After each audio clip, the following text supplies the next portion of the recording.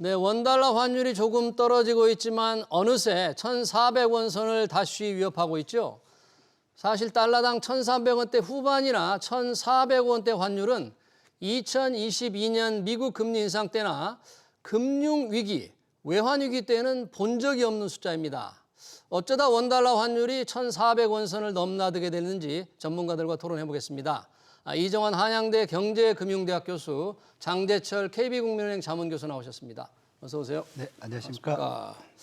자, 원달러 환율이 조금 약간 주춤하고 있습니다만 최근 한 달 새 큰 폭으로 오르면서 1,400원 선을 위협하고 있습니다. 최근 강한 오름세, 원화값이 떨어지는 건데 이정환 교수님, 오늘은 시세가 조금 환율이 좀 떨어지잖아요. 근데 최근의 오름세 이게 어떻게 해석을 해야 될까요? 사실 이제 기준금리, 그러니까 환율을 결정한 요인이 굉장히 많은 요인들이 있는데 일단은 금리 차가 가장 중요하다라고 말씀드릴 수 있겠고요.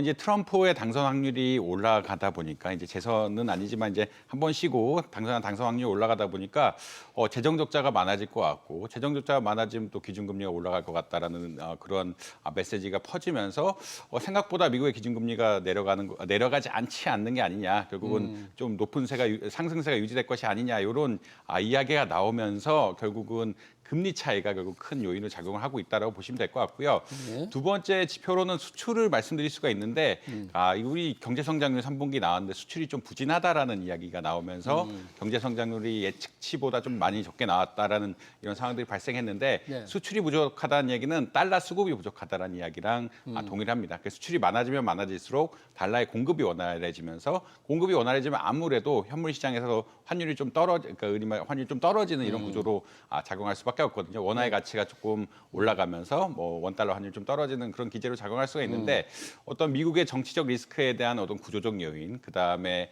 한국의 어떤 수출의 문제 이런 것들이 겹치면서 네. 그리고 또 최근에 이제 최상 총리께서 환율이 조금 올라갈 가능성이 있는 것 같다라는 그런 메시지까지 약간 남기면서 이런 복합적인 요인들이 작용을 해서 환율이 조금 올라가는 것들이 아니냐. 그러니까 약간 그냥 이게 일시적인 문제는 아니고 구조적으로 좀 올라가는 구조가 약간 형성된 것이 아니냐. 이렇게는 말씀드릴 수 있을 것 같습니다. 네, 원달러 환율이 구조적인 오름세를 보이는 것 같다. 세 가지 이유를 짚어주셨네요. 한미 금리 차이, 우리나라의 수출 부진, 최상무 부총리가 좀 올라갈 가능성을 좀 당연시하는 것처럼 얘기를 했나요? 최상 부총리가 미국에 가서 약간 이제 환율이 예전보다는 조금 더 올라가지 않을까라는 그런 메시지를 조금 던지면서 환율이 좀 오르는, 그러니까 경제 사정상 이게 이상한 것이 아니다. 그러니까 펀더멘탈이 조금 차이가 나기 때문에, 그러니까 기준금리 격차가 나는 상황이기 때문에 이런 것들이 좀 올라갈 수밖에 없는 여건이 좀 조성됐다, 이런 메시지를 약간 던지셨다고 보시면 될 것 같습니다. 그러네요. 지금 환율 사실 좀 1,400원 선 위협하다가 조금 주춤은 하고 있습니다. 그런데 1,400원까지 오는 동안에 한 달 동안에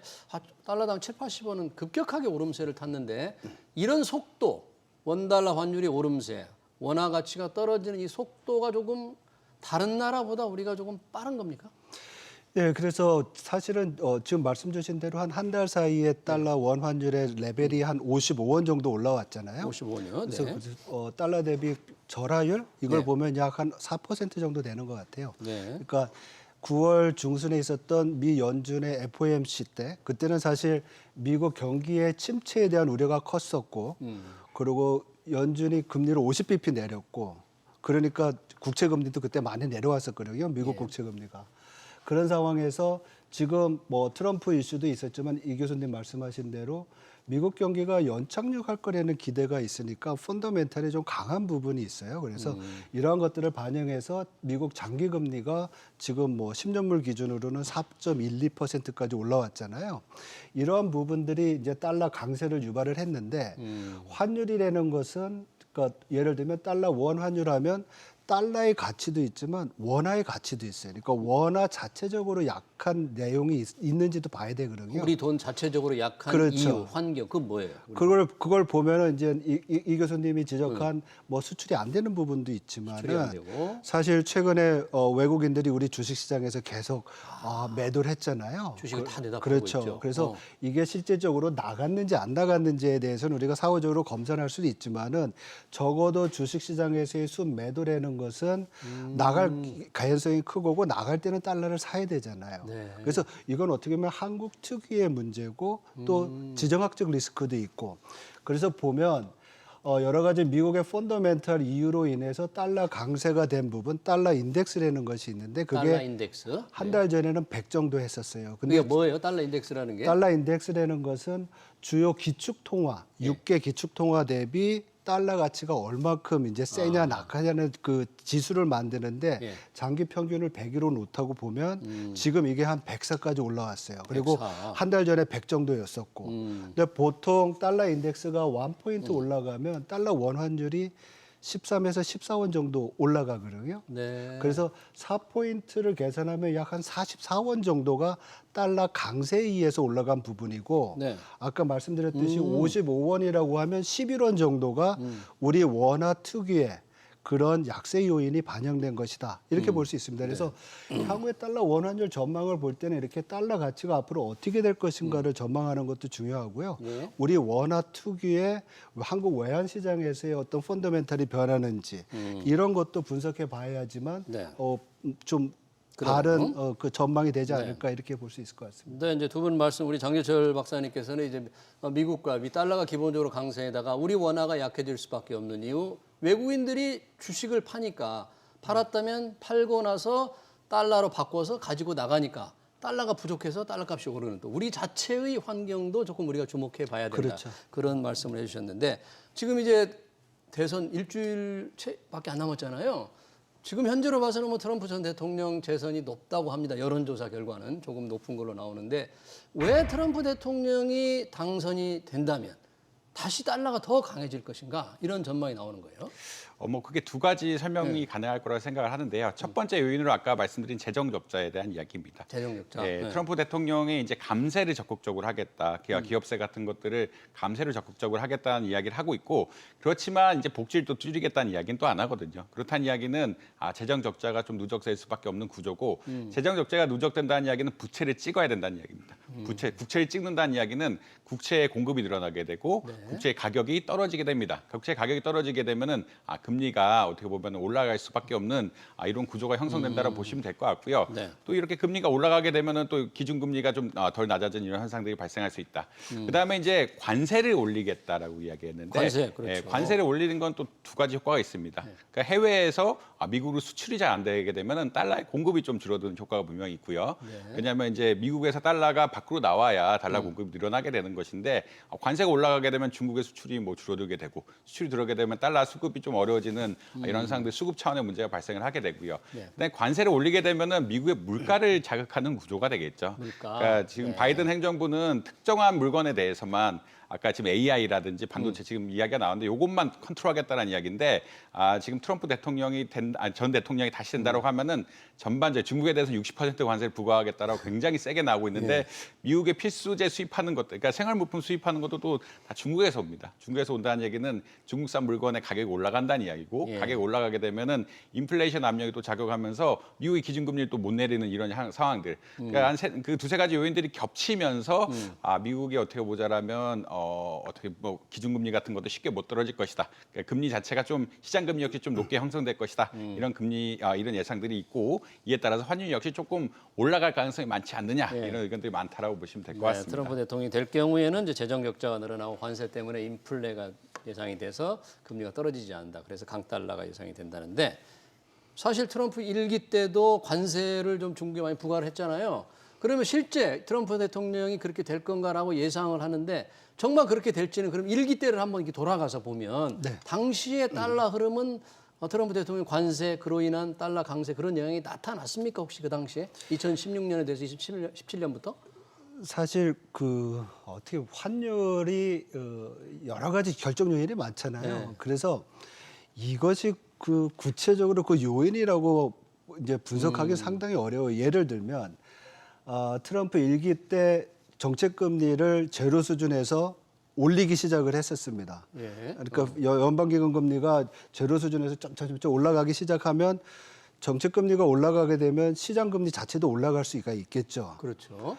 근데 시장 금리가 올라가면 이제 이 교수님 말씀하신 대로 상대적으로 다른 조건이 일정하다고 보면 다른 데보다 미국 금리가 높으니까 미국으로 자금이 많이 들어가겠죠. 그러면 달러 수요가 높아지니까 또 달러가 강해질 수 있는 거예요. 그래서 제가 준비한 그림이 저기 있을지 모르겠는데 보면은 파란 선이 정책금리거든요. 정책금리가 연방기금리가 살살살살 올라가니까 빨간 선이 계단식 돼 있는 게 정책금리예요. 그렇죠. 계단식으로. 빨간 선이 달러 인덱스 아까 말씀드렸던 주요 기축 통화 대비 달러의 가치를 나타내는 건데 네. 저게 그림 중간에 보면 올라가잖아요. 그렇죠. 그러니까 달러가 강세가 된다는 얘기고요.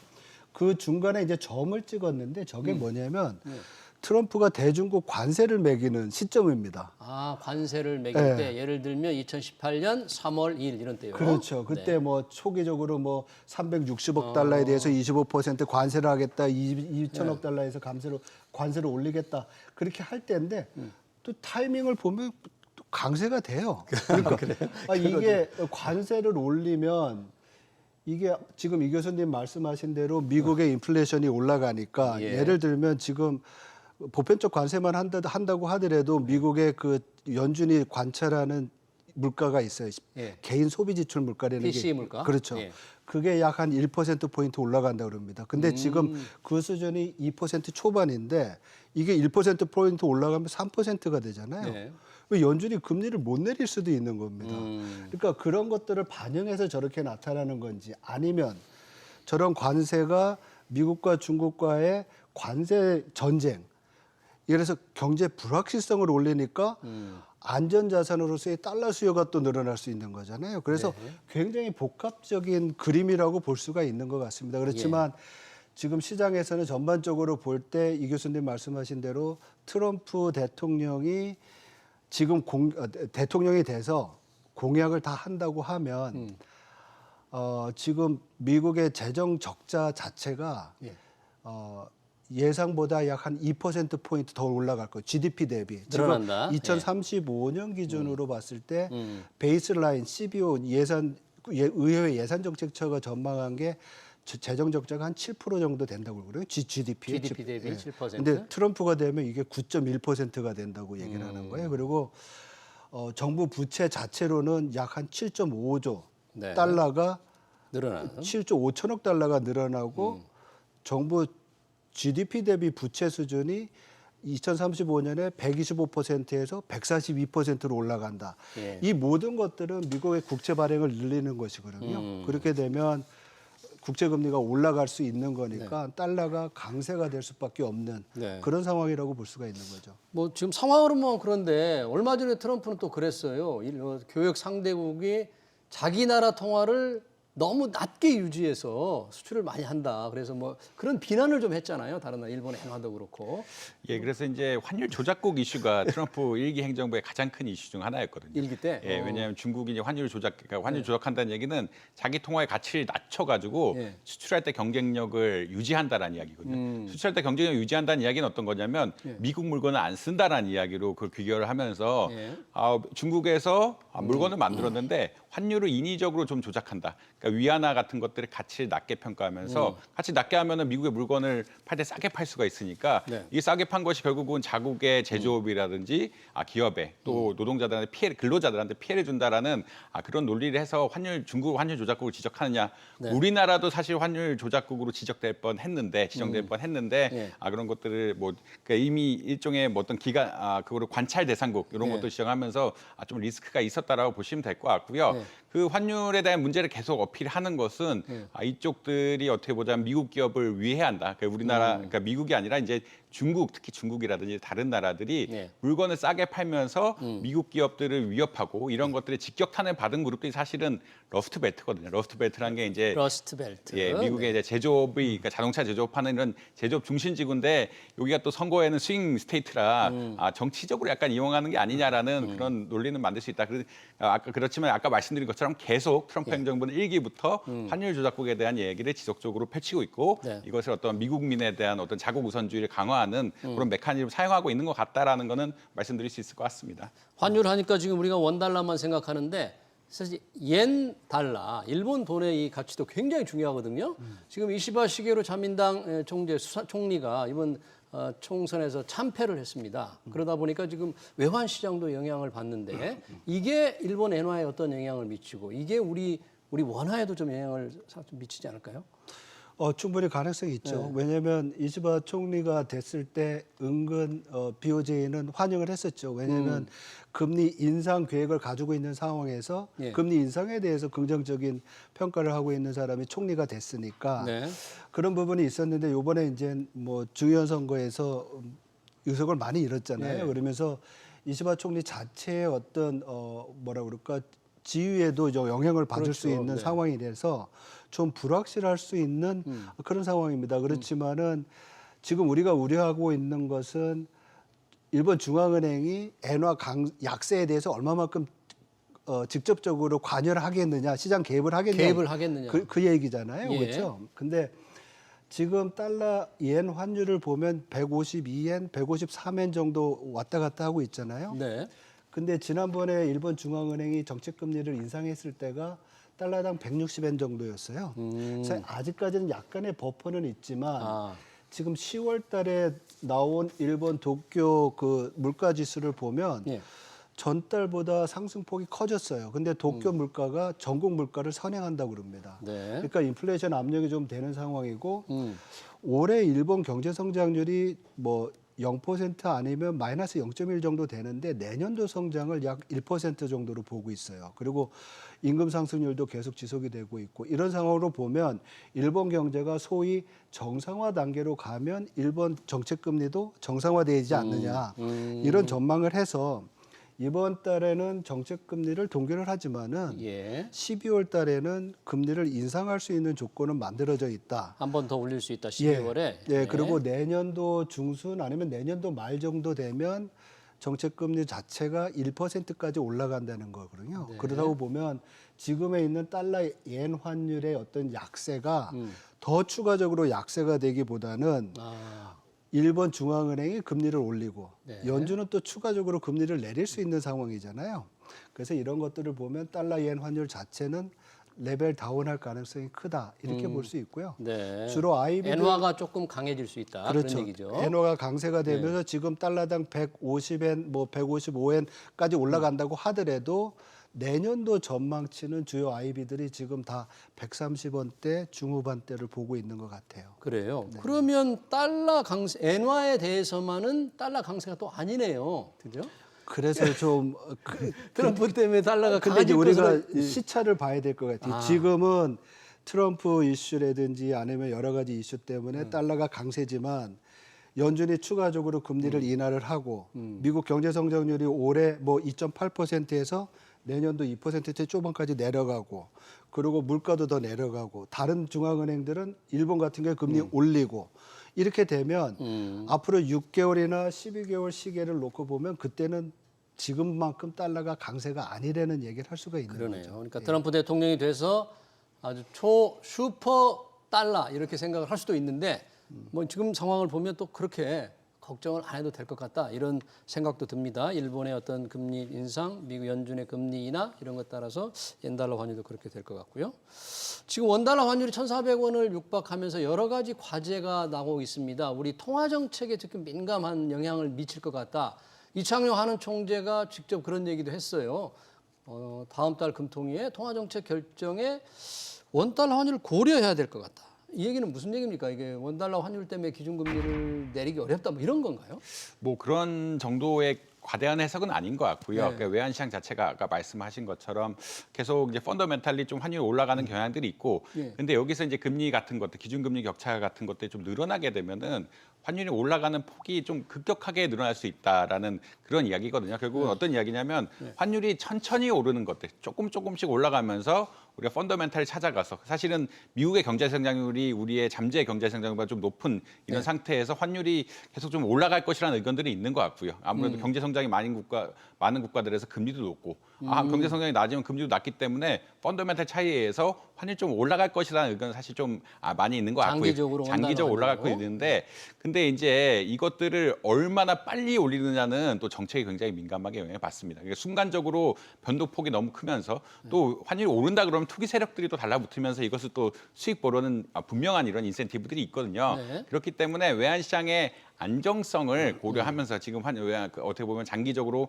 올라갈 그런 상방 압력이 있고 이런 것들을 고려한다라고 하면 이런 인센티브를 주지 않는 투기 세력들이 몰려와서 외환시장의 변동을 촉발하고 이런 것들이 환율의 변동성을 키우면서 기업의 경영 환경을 어렵게 한다든지 이런 것들을 막고자 금리 정책을 안정적으로 피겠다라는 일단 이야기로 보실 수 있을 것 같고요. 예. 뭐 기본적으로 이번 다음 금통위는 금리를 내리지 않을 것 같다라는 의견들이 조금 많기는 많습니다. 왜냐하면 기준금리 내린 지 일단 얼마 안 됐고 그다음에 가계부채가 조금 지금 물론 이제 데이터 상으로는 좀 줄어들고 있긴 한데 그럼에도 불구하고 부동산 시장이 아직 잡힌 것 같지 않다라는 의견들이 분명히 있기 때문에 이제 금리를 뭐 내리지는 않을 것 같다는 의견들이 많은데 이런 외환시장 조건 역시 외환시장에서 급격하게 내리게 미국과 어떻게 보면 한국의 기준금리 격차가 또 벌어지면은 외환시장의 변동성이 더 커질 수도 있으니까 이런 요인 역시 이제 어떻게 보면 기준금리를 내리는 데 있어서 부정적으로 작용하는 요인이라고 아마 보시면 될 것 같습니다. 네, 원달러 환율 아니어도 현재 상황에서 우리가 한국은행이 다시 11월에 금리를 좀 내리기는 어려울 것 같은데 원달러 환율마저 오르니까 더 통화 정책이 조금 융통성이 좀 줄어드는 그런 효과로 볼 수 있겠는데 지금 또 논란이 되는 게 있어요. 이 정부가 올해 세금이 한 30조 정도 예상보다 덜 거친다. 그러니까 나라를 살림하려고 하는데 쓸 돈이 없는 거잖아요. 그러다 보니까 외국환 평형기금에서 한 6조 원을 갖다가 쓴답니다. 이게 외국환 평형기금이라는 게 어떤 건데 여기서 이렇게 갖다 써도 되는 건지 어떤 문제가 없을까요? 약 한 지금 외평채 잔액으로만 보면 한 250조 정도 되고 있고요. 외평기금 잔액이 전체 250조. 기금 자체로는 뭐 보도된 거 보니까 270조 정도 된다고 그럽니다. 예. 그 중에서 이제 6조를 가져다가 좀 쓰겠다는 건데 제가 볼 때는 외평기금 자체도 되게 규모가 큰 것 같아요. 그래서 그거에 대해서 비판이 많거든요. 질문 주신 것대로 외평기금이 뭐냐면 외환 시장 안정을 위한 기금이에요. 외환 시장 안정. 예, 그러니까 환율이 급격하게 뛰거나 내렸을 때 시장 개입을 위한 소위 말해서 총알을 좀 비축해 놓는 네. 그런 기금이라고 볼 수 있는데 이걸 이제 가져다 쓴 게 사실은 올해만이 아니라 작년에도 갖다 썼어요. 작년에도 갖다 썼어요? 그래서 어떻게 보면 정부 입장에서는 굉장히 여러 가지의 기금이 있는데 그 기금이 잘 활용되는 부분도 있고 또 이렇게 잠겨 있는 부분이 있어서 그런데 이렇게 막 갖다 써도 되는 거예요? 그래서 이제 그 말씀 드리려고 그러는데 250조 정도 되니까 이걸 우리가 한꺼번에 다 갖다 쓰지도 않고 또 외평기금도 있지만 우리 외환보유액 있잖아요. 외환보유액. 예. 그렇죠. 외환보유액 자체는 이제 달러나 아니면 외화표시 자산인데 네. 이걸 가지고도 시장 개입을 할 수가 있거든요. 그래서 갖다 쓰는 데는 별 문제는 없을 것 같아요. 아니면 뭐 국회에도 보고를 해야 된다든지 이렇게 하고 써야 되는데 자기들이 정부가 마음대로 쓰면 안 되는 거 아닐까요? 그 법적 절차는 모르겠는데요. 하여튼 그런 부분에 있어서 물론 의회에서 국회에서 이제 회의도 하고 승인도 받고 이래야 되는 부분이 있을지는 모르지만 기금 자체로 놓고 봤을 때는 충분하다. 그래서 네. 좀 갖다 쓰는 거는 뭐 문제는 안 될 것 같은데 네. 뒤집어서 얘기하면 이렇게 가져다 쓸 만큼 넉넉하게 기금을 운영하고 있는 게 재원 넣는 게 좋느냐. 왜냐하면 가져다가 이거는 어떻게 보면 굉장히 그걸 만약에 딴 데 투자를 하거나 다른 쪽으로 뭐 딱 그 기금 말고 기회비용처럼 다른 네. 쪽으로 쓴다 그러면 더 잘 쓸 수 있잖아요. 네. 그래서 이런 외평기금이나 공적 자금 기금에 대한 그런 어떤 불평이나 비평은 항상 있었어요. 그렇지만 이번 기회에 뭐 정부가 적자국채 발행하지 않으면서 운영할 수 있는 부분을 쓴다고 했을 때 하여튼 작년 같은 경우에는 전 개인적으로 되게 잘했다라고 생각을 하고 있고요. 작년에도 당겨 썼는데 그건 네, 뭐 네. 잘했다. 그래서 왜냐하면 여유 자금이 있으면 그걸 융통해서 쓰면 되잖아요. 더 좋고 더 생산적인데 그래서 그런 부분은 저는 좀 뭐 긍정적으로 보지만 기본적인 비판. 예. 왜 이렇게 외환보유액도 있고 또 우리나라를 보면 미국과 상설 그 통화 수합도 있거든요. 뭐 결정된 건 아니지만 위급할 땐 갖다 쓸 수 있는 과거와 달리 이런 거 있는 상황에서 이렇게 크게 운영할 필요가 있겠냐. 여기에 대한 비판은 있습니다. 그럼요. 외평기금 기본적으로 규모 자체에 대한 이제 비판을 말씀해 주셨고 아까 이게 최상무 경제부총리가 원달러 환율에 대해서 예전과 좀 다른 각도로 봐야 된다 이런 이제 말씀을 하셨다고 했는데 그러다 보니까 최근 환율 수준 1,400원대를 위협하는 수준이 뭐 뉴 노멀이다 이른바 새로운 표준으로 봐야 되는 것 아닌가 이런 분석도 있던데 이런 부분에 대해서 우리 이정환 교수님은 어떻게 보세요? 그래서 아까 말씀드린 것처럼 이제 한국과 미국의 인구 구조가 다르고요. 한국은 고령화 사회로 곧 진입할 것 같고 초고령화 사회로 빨리 진입할 것 같고 미국은 아직 인구 구조가 괜찮거든요. 인구가 괜찮다는 거는 젊은 층이 많다는 이야기입니다. 네. 그렇다는 이야기는 성장 잠재력이 미국이 훨씬 높고 고령화 사회가 되면 특징이 소비가 줄어들고 소비가 복지비가 늘어난다 이런 큰 문제 때문에 나라의 내수가 어려워지고 이제 한국은행에서 예측하기로는 경제 성장 자체가 이제 2040년대 마이너스로 떨어지는 것이 아니냐. 단지 인구 요인만 가지고 다른 요인이 바뀐 게 없다는 그럴 정도로 이제 경제력의 차이가 날 것이다라는 것은 좀 어느 정도 예측이 되는 상황이다라고 보시면 될 것 같습니다. 그러니까 경제력의 차이가 난다는 얘기는 어떤 이야기냐면 투자해도 수익이 안 난다는 이야기거든요. 경제가 나쁜 국가에서는 투자에 수익이 안 나기 때문에 금리를 높게 못 가져가고요. 미국과 같은 나라에서는 성장률이 그래도 괜찮기 때문에 투자해도 수익이 나고 그러면 금리 수준이 높게 가져간다는 이야기고 아무래도 이제 장 교수님 말씀하신 것처럼 금리 수준이 높은 달러화의 수요가 높아질 수밖에 없기 때문에 이런 경제 환경을 보면은 추세적으로 올라갈 것이다라는 그런 예측들이 그러니까 논리적으로는 가능하다라고 보시면 될 것 같습니다. 그래서 뉴노멀이라는 게 좀 적절한 표현이라고 봐야 되는 거예요. 이제. 예, 특히나 우리나라 사실 2010년대 후반에 우리나라 원화 환율이 괜찮았거든요. 괜찮았다는 얘기는 1,000원대로 왔다 갔다 했는데 한창 좋을 때는 그때는 왜 괜찮았냐면 중국의 수출이 어마어마했기 때문에 그리고 결제 통화가 달러였기 때문에 달러의 수급도 굉장히 좋았습니다. 근데 이제 그 수출 부분에 있어서 지금 뭐 석유화학의 수출이 안 된다 이런 여러 요인들이 겹치면서 수출 경쟁이 좀 약화가 되고 있고 미국과 어떤 경제 잠재 성장률 격차가 이제 슬슬 나기 시작하면서 좀 올라갈 것 같다라는 의견들은 분명히 나오고 있고 네. 그 적어도 예전만큼 뭐 1,100원대로 쉽게 떨어질 것 같지는 않다. 지금 기준금리 격차가 어느 정도 벌어진 상태이고 미국의 금리가 생각보다 높고 그다음에 한국의 인구 초고령화가 너무 빨리 오고 있는 이런 상황들이기 때문에 뉴노멀의 정의가 어느 정도는 그러니까 적어도 뭐 이 수준이 맞다라고 할지 모르겠지만 옛날처럼 떨어지진 않을 것 같다라는 것은 뭐 분명한 사실인 것 같습니다. 자, 이 뉴노멀 얘기까지 나왔는데 그러면 여러 가지 이제 앞으로 환율, 원달러 환율이든지 엔달러 환율의 환경은 말씀해 주셨는데 실제 이 주요 IB들의 전망치는 어떻게 나옵니까, 한국에서는?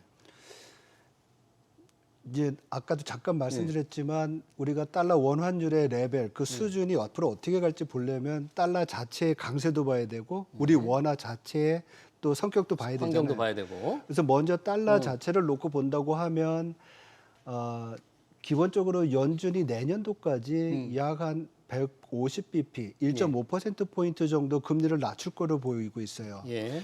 그러면 뭐 트럼프 효과가 있다고 하더라도 미국의 시장 금리 자체가 지금보다 내려올 수가 있겠죠. 야, 그렇죠. 그런 부분을 감안을 하면 다른 조건이 일정할 때 달러는 그만큼 약세가 될 가능성이 있고요. 예. 그리고 원화 같은 경우에는 사실 내년도 우리나라 경제 성장률 전망을 어떻게 해야 될지가 모르는데 저는 개인적으로 2% 안 될 것 같아요. 2%도 안 될 것 같다. 예. 그리고 또 뭐라 그럴까? 우리 수출이 좀 잘 돼야 되는데 네. 글로벌 경제 자체도 미국의 성장률 둔화되고 중국이 얼마나 잘 될지 모르지만 여러 가지 놓고 보면 지금보다 원화 자체의 성격은 그렇게 크게 안 변할 것 같아요. 알겠습니다. 그렇다고 보면 달러의 약세만 놓고 보면은 지금 뭐 1,380원, 50원이지만 올해 말 정도 되면 1,350원. 그리고 내년도 말 정도 되면 1,300원대 초반 내지는 1,200원대도 보지 않을까. 네. 그렇게 지금 전망하고 있는 것 같습니다. 알겠습니다. 여러 가지 미국 경제 요인, 우리 경제 요인을 보면 원달러 환율은 조금 내려갈 거다. 이렇게 전망을 해주셨습니다.